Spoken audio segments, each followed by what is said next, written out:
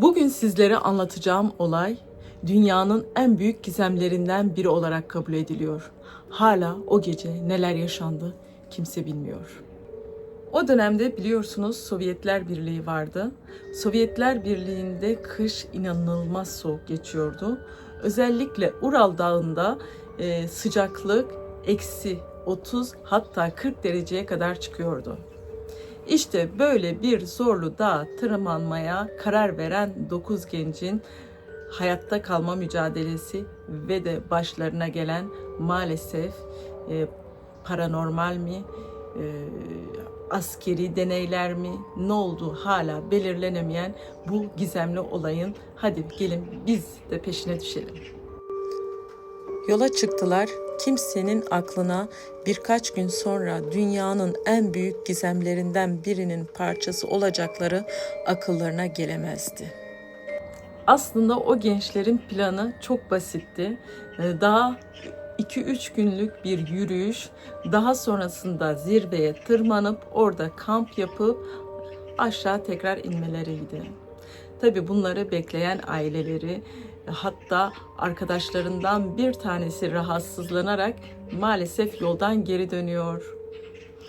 Hepsi onların yolunu gözlerken bu gençlerin başına gelenler inanılmaz.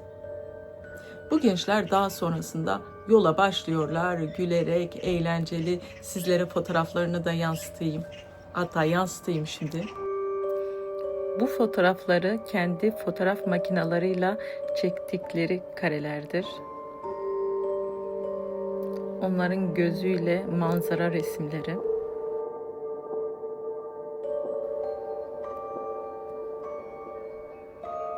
Fotoğraflarda hepsi mutlu, umut dolu.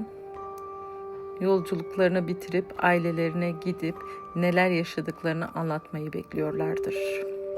Fotoğraflarda da gördüğünüz gibi çok mutlulardır. Her birinin yüzünde farklı bir tebessüm.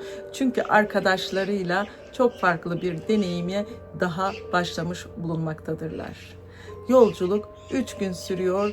Şarkılar, şakalar, günlük tutarak, fotoğraflar çekilerek ta ki 1 Şubat 1959 gecesine kadar. Bütün sır bu geceye saklanıyor. Grup yola çıktıktan sonra her şey normal görünüyor. Aileleri birkaç gün içinde döneceklerini düşünüyor. Ama beklenen gün geldiğinde onları hiçbir haber alınamamaktadır. İlk başta herkes hava şartları yüzünden geciktiklerini düşünüyor. Çünkü o bölgede kar, fırtına hayatın bir parçası. Ancak günler geçmesine rağmen hala hiçbir haber alınamayınca aileler endişelenmeye başlar. Bunun üzerine üniversite yönetimiyle görüşür ve yetkililerden yardım isterler. Önce öğrenciler ve gönüllüler arama çalışmalarına katılır. Daha sonra polis, asker ve deneyimli dağcılar da bölgeye gönderilir. Artık herkes aynı sorunun cevabını arıyor. 9 genç neredeydi? Yetkililer çadırı bulur. Çadırda elbiseler, botların olduğunu görürler. Hatta çadırın içeriden kesildiğini, dışarıdan değil de içeriden kesildiğini görürler. Daha sonra etrafta araştırma yaparken 2 gencin neredeyse çırılçıplak olduğunu ve ateş yakmaya çalışırken donarak öldüğünü görürler. Biraz daha uzakta grubun liderini çadıra dönmeye çalışırken görürler. Aslında daha da ilginci 4 ay sonra 2 genci daha buldukları zaman onların dehşet verici cesetleri olur. Yetkililer çadıra girdiklerinde gözlerine inanamazlar. Çünkü çadırın iç taraftan kesilerek açıldığını görürler. Fermuar çekilerek değil de iç taraftan bıçakla kesilerek açılmış. Ayak izlerini takip ederler. Ayak izleri koşarak değil de yürüyerek olduğunu tespit ediyorlar. 2 gencin cesetine rastlarlar. 2 genç ateş yakmaya çalışırken neredeyse çıplak bir şekilde donarak ölmüşlerdir. Daha sonrasında 3. ceseti de aslında grubun lideri olan genç birkaç metre ötede aynı şekilde çadıra dönmeye çalışarak donarak ölmüştür. Diğer 4 gencin cesedi henüz bulunmamaktadır. Aradan 4 ay geçer. Aylar geçmiş, kış yavaş yavaş yerini bahar ayına bırakıyor. Karlar eridikçe arama ekipleri yeniden bölgeye dönüyordu. Umut artık çok azalmıştı. Ama kimse aramaktan vazgeçmemişti. Sonunda karların altında kayıp olan 4 genç 4 ay sonrasında karlar erir, 4 gencin cesetini de bulurlar. İlginç olansa 4 gencin kiminin kafasının kırılarak, kiminin kaburgaları kırılarak, kiminin dili kesilerek öldüğü anlaşılmıştır. Çok ilginç olaylar burada başlar. Bu olay gizemi henüz hala 67 yıl geçmesine rağmen çözülmemiştir. İşte burada efsaneler başlar. Kimi paranormal olaylara bağlar, kimi uzaylıların gelip de onlara bir şey yapmasına, daha da bence aklımıza gelen daha da ilginç olan olaysa daha da bana göre olabilir olan oradaki askeri deneylerdir. Sovyetler Birliği o zamanlar çok askeri deneyler yapar, hala da yapmaktadır biliyorsunuz. Çünkü o gençlerin üzerinde radyoaktif gazlara da maruz kaldıkları bilinmektedir. Otopside çıkmıştır yani en azından. Bu olaylar gizemini asla yitirmemektedir. Hatta onlardan biliyorsunuz yola başladıktan sonra bir genç daha vardır ki o rahatsızlanarak geri dönmüştür. Bu olay da onun hayatını kurtarmıştır ama arkadaşlarının başına gelen onun yıllarca bu olayın peşine düşmesine sağlar. Çünkü arkadaşlarının başına ne geldiyse o gizemi çözmeye çalışmakla hayatını sürdürür. Tabii ki de aileleri de birlikte. Bu olay dünyanın en gizemli olayları arasına girmeye hak kazanır. Maalesef o gençlerin başına ne geldi hala bilinmemektedir. Ben sizlere soruyorum. Sizce o gençlerin başına ne geldi? Paranormal olaylar mı? Askeri deneyler mi? Uzaylılar mı? Sizce nedir? Sizce doğaüstü olaylar olabilir mi? İnanıyorsanız uzaylılar, bu evrende yalnız mıyız? Uzaylılar geldi de o gençlerin görmemesi gereken şeyleri mi gördüler?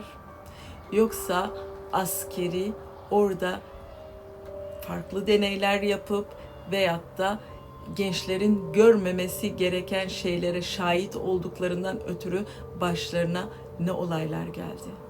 Maalesef biz bunu hiçbir zaman bilemeyeceğiz. Umarım bu olay da bir gün çözülür. Çözülürse ben de merakla bekleyenlerden biriyim. Kendime ve sizlere şu soruyu sormak istiyorum. Siz olsaydınız nasıl bir olay oldu da o çadırı içeriden kesip de çıkma ihtiyacı duyardınız? Ses mi? Çığ mı gelmiştir sizce? Nasıl bir olay? Işık mı? Düşünüyorum, bulamıyorum. Eğer aynı ekip günümüzde o dağa çıkıyor olsaydı sizce nasıl olurdu?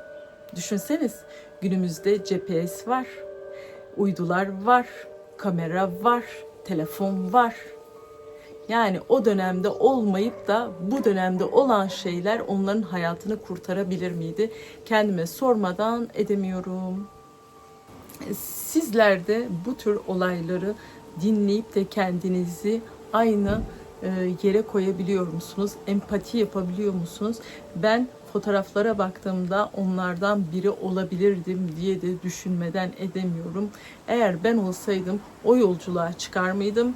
Çıktıktan sonra başıma bunlar geldiğinde nasıl bir tepki verirdim hiç bilemiyorum. Çünkü biz o dönemleri yaşamadık.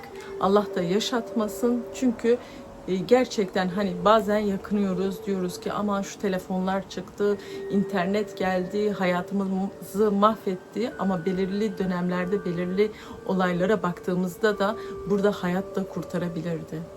Kim bilir, o 4 genç, 3 tanesi, 2 tanesi önce ateş yakarken ölüyorlar biliyorsunuz.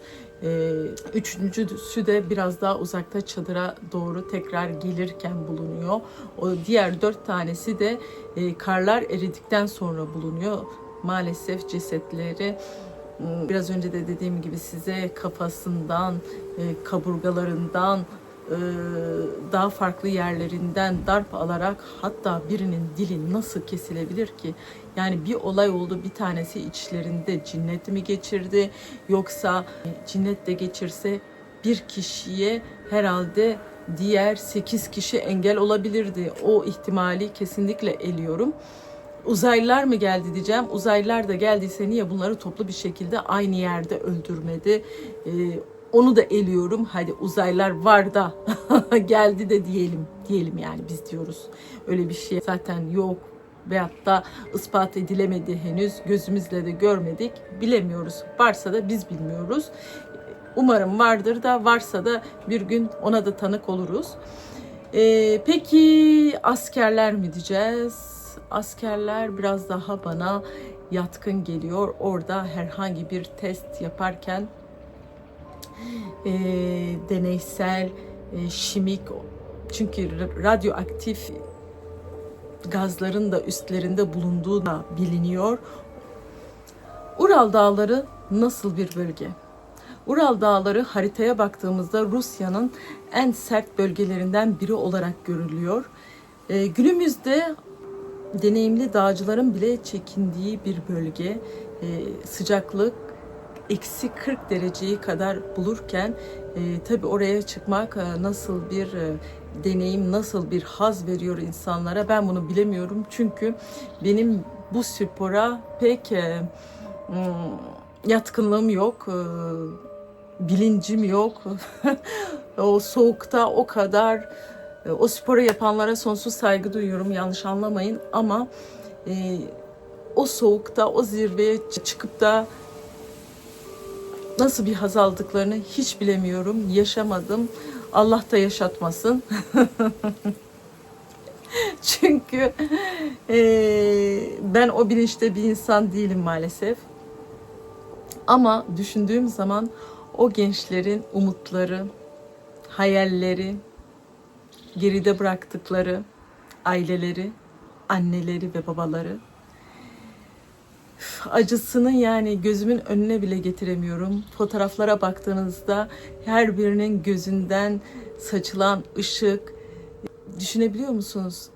En gençleri 19, 18, 24 yaşına kadar çıkıyor.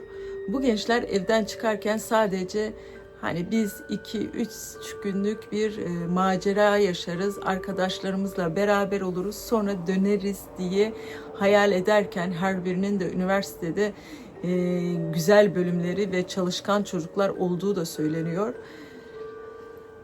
Yaşasaydılar kim bilir nelerle karşılaşacaklardı, nasıl bir hayat süreceklerdi bilemem, ama aileleri bu acıyı yaşamayacaktı.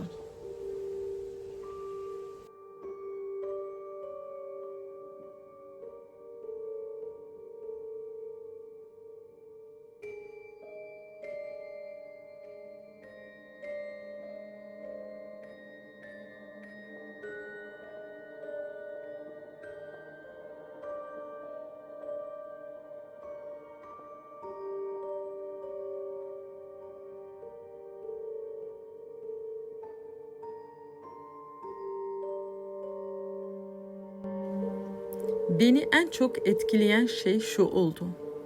Bu gençler sadece birer haber başlığı değil, hepsinin hayalleri vardı. Belki mezun olacaklardı, belki evleneceklerdi, belki çocuk sahibi olacaklardı. Ama hepsinin hayatı o dağda sona erdi. Ve belki de bu olayın en hüzünlü yanı şu, ardından onlarca yıl geçti.